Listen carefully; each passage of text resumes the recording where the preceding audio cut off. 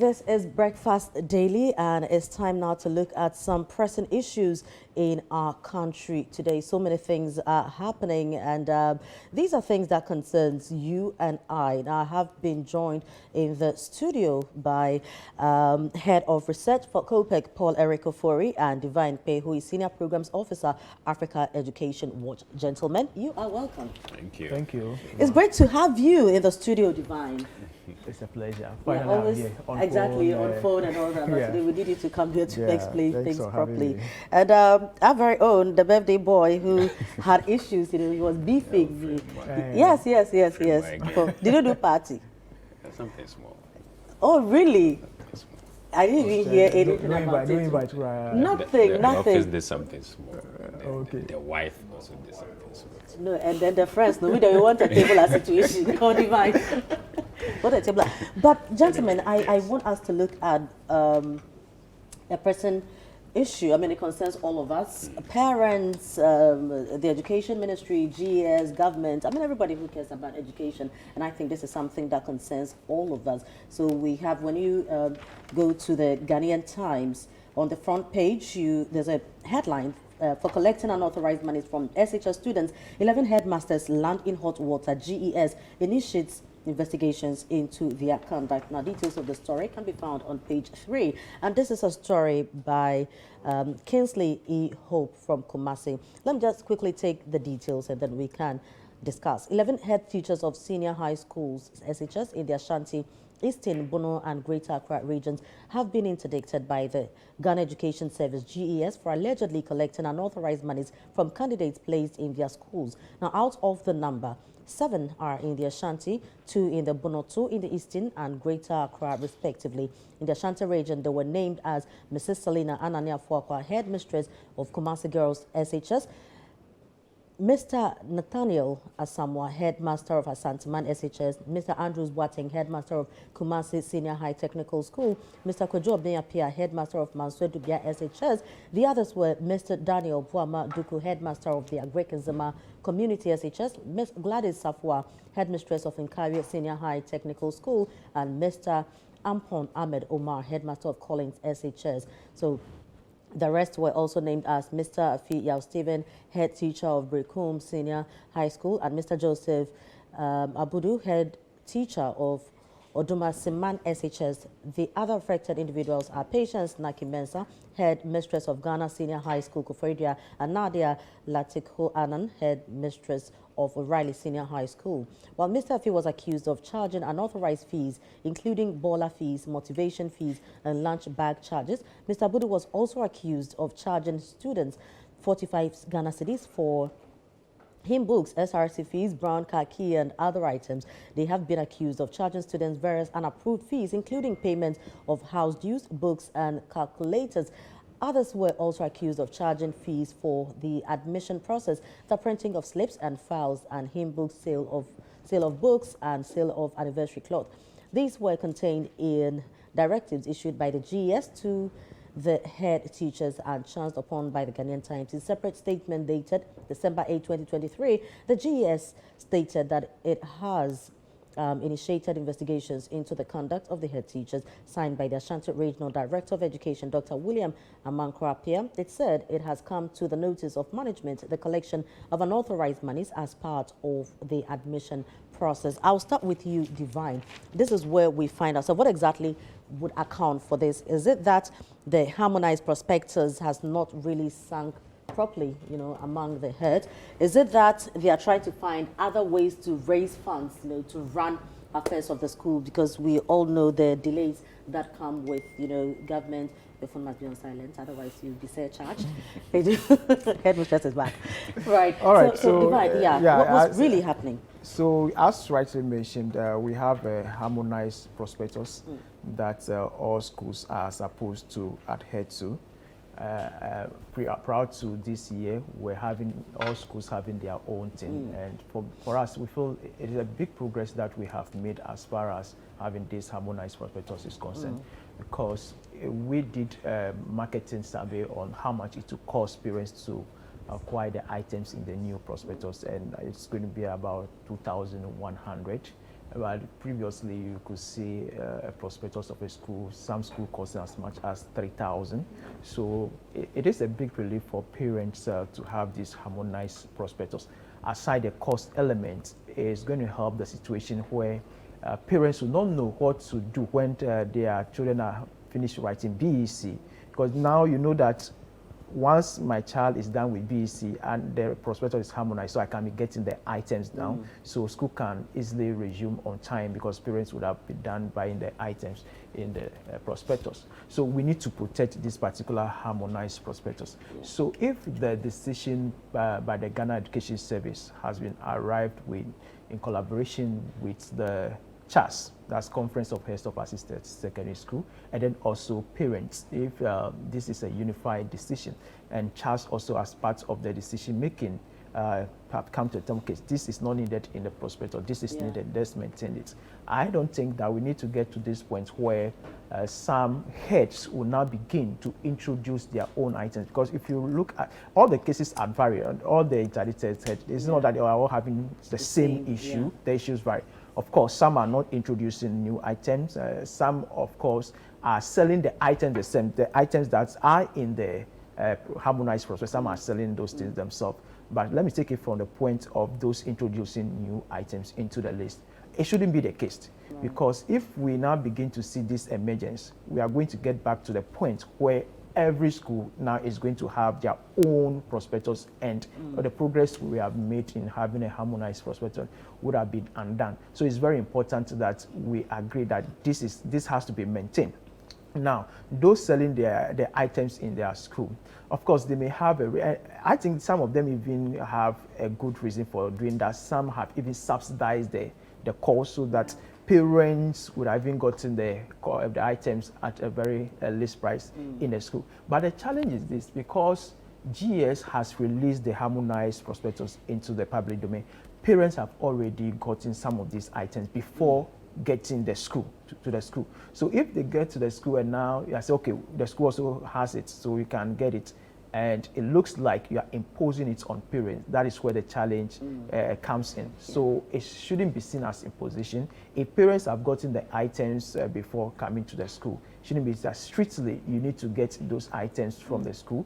It should be that, well, we have this. If you do not have, you can get that from us. But again, it also boils down to communication. The heads will need to have a communication done with their head of CHAS, and then that would have been conveyed to the management of GES that for some of us, we have some of the items in our school, and of course at a subsidized rate, and that would have even made it cheaper for parents. So this is what we'll be doing. Because of lack of communication, GES also thought that they are doing their own thing. If there had been a prior information that yes, there is a provision like this, that parents could have gotten some of the items from school, I'm not sure we would have arrived at this point of the interdiction, and the number keeps increasing. So it's very important that communication is enhanced. So with the numbers that we are seeing, I mean, it keeps rising. It means that communication was not properly done, or if it was, you know, proper understanding was not really done. Now, I have not really seen the prospectus fully. Do we have hymn books on? Oh yeah, it's in there. Okay. Hymn book is hymn book, stroke Quran, Bible. Okay, but every school uses a hymn book. No, every school. So for instance, if there's hymn book on there, or you get what applies to you. You get what applies. Okay. No, the part is GES. Even if you look at the harmonized one, GES gives the leeway to heads to make some variation. For instance, if your school, if you see white, and your school doesn't use white, and you can vary that, maybe whatever they use with traditional clothes, you can vary that. Instead of the white, you can give it in your own. You can replace an item, but you don't introduce an item. So if something that's not applied to you, you can replace it with something else, but not bring in something new. Like I mentioned, if you don't use white, as in the case of, was it O'Reilly Senior High School or Ghana's in Takoradi, they said they do not use white. So the justification the head is giving is that they are replacing that with their traditional attire, and that is understandable. So I don't have any challenge at her end, because this is purely lack of communication to GES, and I read her explanation to GES on why she was taking those items that they are not in my school. We don't use the white. That's why I asked the parents to get those traditional attire, like an anniversary clothes. Good. That's so that they have to pay for it. They have to pay for it. That's understandable. So we need to understand that GES has given the heads some leeway that if an item does not apply to you, they can replace that with something else. So if in the case of Quran, Bible, hymnal, the school is not a mission school and therefore they are not using a hymnal, they can ignore such items. Right. Paul, let me pick your thoughts on this as well. Thank you, Frema, and once again, a very good morning to our viewers, especially to Bright from Pong Asoko in the US who is watching now. He just sent me a text. Thank you for watching, Bright, and then Danso Simon. Frema, even with traditional marriages, when you go in the list differs from one tribe, if you like, or family to the other. GES, as it were, gave out a harmonized, prospectus to the general public. Schools are identified uniquely, all right? And so they will always want to go on that tangent. I'm not, however, supporting the actions of these head teachers. However, let's look into the issue in perspective. Head teachers have been forced largely to do some of the things they are doing to, as it were, raise, internally some funds to keep the schools running. If government can be honest to itself that over the period, whether they've been able to subvent these schools, as and when necessary, they should just come out. Accommodation, feeding has been an albatross around the necks of these head teachers. You have asked them to be innovative as heads of these schools. What options do they have? Okay, they decide that as and when parents are coming in, these are some of the things we can do, which are legal, by the way, to raise some form of revenue to keep the schools running, whilst waiting for government to bring in the subventions. Unfortunately, some of them went overboard, charging admission fees, insisting that parents pay for calculators and what have you. I think those ones are quite extreme. If you go to schools that are, in the mountainous areas, those people cannot do without the jacket. And so it is imperative that they insist on parents, buying these jackets for them. Sometimes these kids will see their colleagues wear them. Mommy, please, I want one of this. And they are happy to get them. And so the parents necessarily will have to get these things for their wards. All right. And if a school is charging parents to go to the stores to pick up a jacket for your ward, I don't see the need why you should put such a teacher on an interdiction notice. All right. I am not for some of the items on the list that they have been interdicted for, or if you like, they have been asked to step aside. However, they are doing so because of the lack of what is supposed to be given to them. They do not have the funds to keep the schools running. That is why last week when I was here, I emphasized that, listen, government, why doesn't GES allow these students to sit back? Some are even going through what is called the placement process. They are not done yet. So let us wrap up all the placement issues. Then next year, God willing, January, students can, as it were, go to the schools and then continue with the registration process and start proper academic learning. However, here we are, schools have resumed, government has not sent in monies for feeding, one. Even accommodation, there are issues with some of these schools. There are petty issues that needs to be dealt with internally. And I feel that if these issues are not dealt with, you are pushing the students into the schools, then definitely there will be challenges. And that is why the heads have decided that, well, the only way out is to be innovative in terms of asking parents to do a little bit beyond but Paul, what you know GES. that does not absolve you from wrongdoing, because you cannot justify theft because you are hungry. You can't just go out there to steal money to go and buy food and claim that, yes, because I was hungry. You are not justified, and that does not absolve you from any wrongdoing. Why are we not looking at specific issues? Because I don't think that Charles has run away from coming out with their challenges, i.e. supplies are not coming in early, monies are not being released early. They have genuine concerns that they are raising. Now, if there's any issue with the harmonized prospectus, why are we not looking at that? Why are we going on to do what we want to do? Because this is not what is supposed to be done. So it's just like a buffet. You have variety. So you go in to look at what works for you, right? So yes, we can have all the stuff on there, but like Divine explained, you look at what applies to you and then you go for it. If you have issues with our infrastructure, can we discuss that separately? Yes, see, Paul. I began by saying that even with traditional marriages, when you go for your marriage list, what you are given would not necessarily be the same as what I am given. Yes. And so, yes, I like the fact that there's a sample or a template for schools to look at, or parents to look at when they want to send their wards to schools. But you see, I also went further to say that schools are identified uniquely. Yeah. And what happens in school A will not necessarily happen in school B. And so the items necessarily will not be the same. If you have a situation where school A more or less is a mission school, and then school B is not. Yeah. School A is a day school, school B is not. Yeah. The sort of prospectus that will be required for school A, which is a day school, will not be the same as school B, which is a boarding school. Yeah. Okay.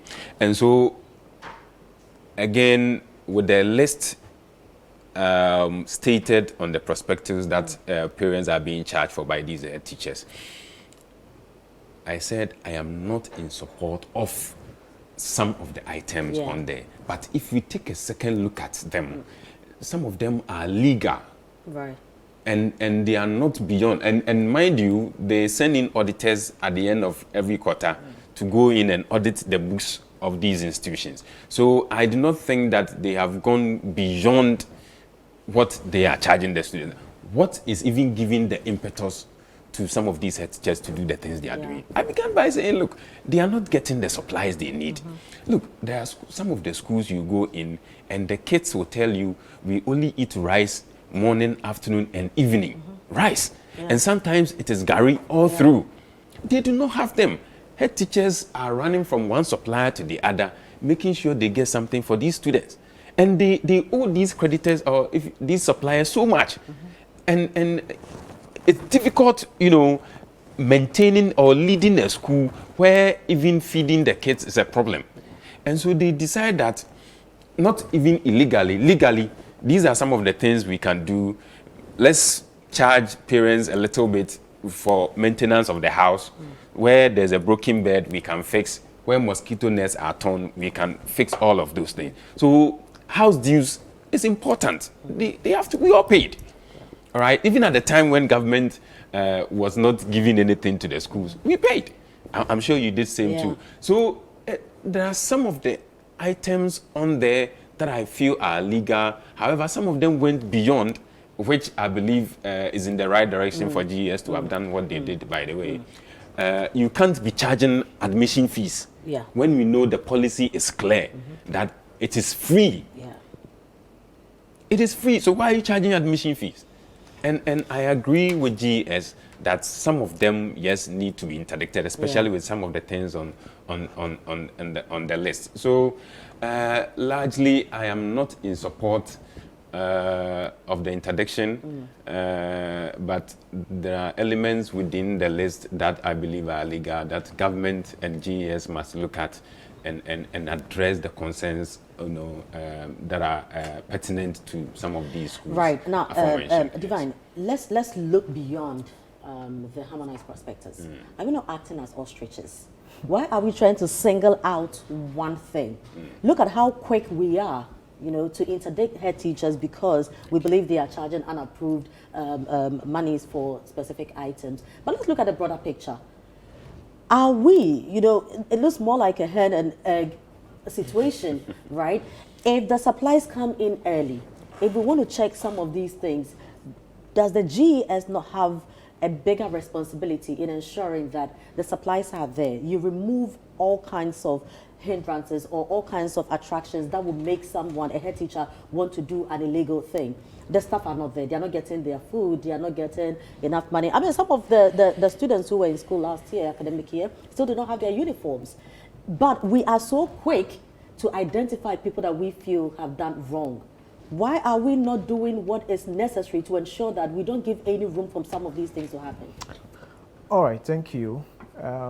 Rightly so, some of these issues are also happening, not because we have challenges with the system. Of course, we all know free SHS has its own challenges as far as dormitory issues, food issues are all concerned.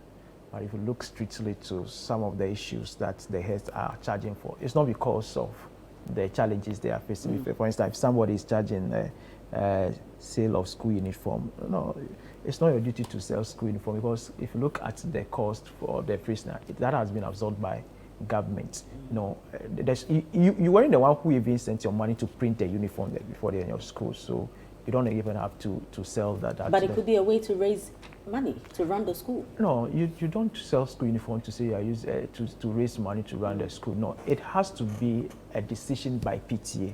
If there's something you want to charge extra from what government is saying, the policy allows that parents can make contribution towards the program.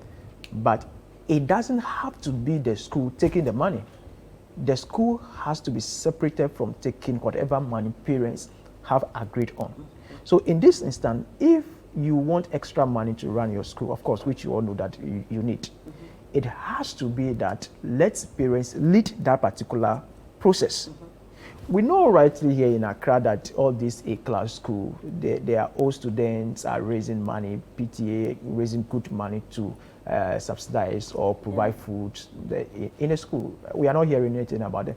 It's also because they are using a channel where the old student and the PTA are leading the process and not the head leading the process. If the policy says let parents lead the process in taking such money, let it be so. Like I mentioned, the policy has its own issue, but we don't also have to make it complicated where it is clear your employer, heads are employees of GES. If your employer gives you a directive that do not do this one, you to let it be. But coming to your question, yes, there's a broader issue that we need to address as far as the implementation of the policy is concerned, more especially on the part of the financing. And that has been a huge challenge. We are all witnesses to issues of food shortages in the school, just because government has not released money on time to buffer stock to also make food available. And then also issues with the dormitory, which of course for us we feel that the overcrowding we are seeing in our school is not mainly because there are no space in our school. If we can evenly distribute our students across other schools, some of the congestion we are seeing, some of the schools may not even exist, but because parents are having this appetite for demand for some particular schools, that is why we are seeing the over-congestion in some schools. So there are schools right now that we are having that they do not even have the numbers. They do not have the numbers. So if you allow that, okay, what you want is what you get, we continue to see the overcrowding in most of the, especially in the category A schools. So yes, we have to address the liquidity issue that the program is facing. But again, I feel that should not be a justification for any wrongdoing on the part of any head. Right. Now, quickly before we go on break, Paul, let me just pick your thoughts on this. Now, who is going to interdict GES, for not doing the needful? Because GES is very quick to interdict head teachers who are charging unapproved fees for all kinds of things. But who is also holding them responsible that the supplies are not coming through? Well, I think that the buck stops at the Ministry. the Ministry of Education, right? And the GES falls directly under the Ministry of Education, and so yes, it stops right there at the minister's, end. By and large, I believe that we have not done so well, as far as the policy is concerned. Particularly, I've been in support of the free SHS policy from the very day the government announced it. Yeah. And that was somewhere in 2011, 2012. I still feel that there are ways that we can fine-tune the policy into making sure that it derives the benefits that we all want it to benefit. Stakeholder engagements have been done.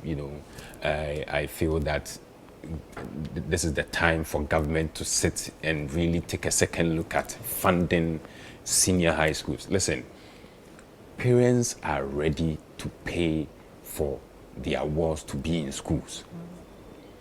For those who are able to pay, especially with category A schools, like my school, for instance, St. Peter's, why not allow these parents, as it were, to support the schools? I know PTA, does its own thing, but at the end of the day, it comes back to us, the old students. Everything is pushed to us. PTA can take a decision, and at the end of the day, it is all students who have to go and implement. But mind you, a school like PESCO will probably have a strong old boys association. Yeah. But not every school. I don't think that my hometown, Mansuman Senior High, has any Mansuman. That's my hometown. I don't think that they have a strong, you understand, old student association to support. Right. So that is where the challenge is. Yeah. So again, I am just appealing that the Ministry of Education, together with GES and all other stakeholders, take a second look at the policy and its funding. Listen, as we speak, suppliers are owed in arrears of so much. Yeah. And we've had cases where they had to go and picket at the Ministry of Finance, at the Ministry of Education. Yeah. And for how long? Students are in school. We have not even sent in what they are supposed to feed on within this period that they will be going on break, I think next week, right? Yeah, 20. They don't have it. And it is through, if you like, the innovative ways of some of these head teachers that the schools thrive. And if we are here interdicting them for things that are done legally, then I don't know where we are going. Yes, I do admit that some of them went overboard. There are excesses within, just like we always say, there are men's in every home. Yeah. The very few ones we can, spot them and deal with them individually. But where you have, because of weather conditions, few ones are the 11 that we. No, they I are look not. At the many head teachers and many headmasters. 11 some of them. I mean, you can't tell me that it is legal to charge admission fees. It is not. Yeah. And we must all frown upon that. But where students are being charged for jackets because of weather conditions, I don't think there's any cause for alarm for GES to. Is it the school that sells the jackets? Do the school sell cardigans? They have stores. Okay, so such stores, they receive the supplies, and then the stores, deal with them. Okay, so when you come, what they tell you is go to the stores. We have this and XYZ. Go and buy what you have to buy for your ward. The money doesn't come directly. GES clearly knows all these schools that have stores. They know. Really? They know. They are aware. And so, like you mentioned, I don't know why we are playing, this ostrich game, if you like. But that is the honest truth on the ground. If you haven't been there, you wouldn't understand. But when you have been there, I have been an executive of my own student, and I know the sort of situations that we have on the ground, even with accommodation. PESCO used to have 1,200. As we speak, we are in excess of over 3,000. Right. And the same infrastructure. Well, they are now putting up a dormitory, block, and even that is an issue. Right. So there are many issues bedeviling the policy that I feel we can, fine tune and get them resolved. Even before these students should have resumed. But here we have pushed them in the school, no feeding, they are dealing with accommodation issues. Even some students are still at home, finding ways to get placed. Why are we going through all these frustrations? Anyway, no, you wanted to make a point? Yeah. No, before you do, let's quickly take a break. When we come back, you can make your point. Right, so this is Breakfast Daily. We'll be right back. You're welcome back. This is Breakfast Daily. Now, before we went on the break, we were just looking at the 11 headmasters who have landed themselves in hot waters because GES initiates investigations into their misconduct. My guest in the studio, Paul Erikofori of COPEC and Divine Pay of Africa Education Watch. Now, before we went on break, Divine, you wanted to... Yeah. So 30 seconds and then we'll move on. So the point I want to make is we shouldn't see the word interdiction as something that is wrong or it's a bad word, because it is to allow for investigation. I clearly mentioned that some of them there's no issue because like you said, okay, I don't use white in my school, so I'm replacing you with that's understandable. So if that person is interdicted, probably it's because parents don't understand. That is why they probably reported to GES, and GES says, I want to investigate the issue. For us, I don't think that we are saying all the 11 people, they have done anything wrong. We should allow the process, investigate. Those that will be clear should be clear. But where there are clear cases that some have charged for items that are in clear violation of the policy, we are fully for any punitive sanction. That's right, so we'll wait to see how the investigations unfold, and we'll be waiting for that report. We hope it comes in very quickly.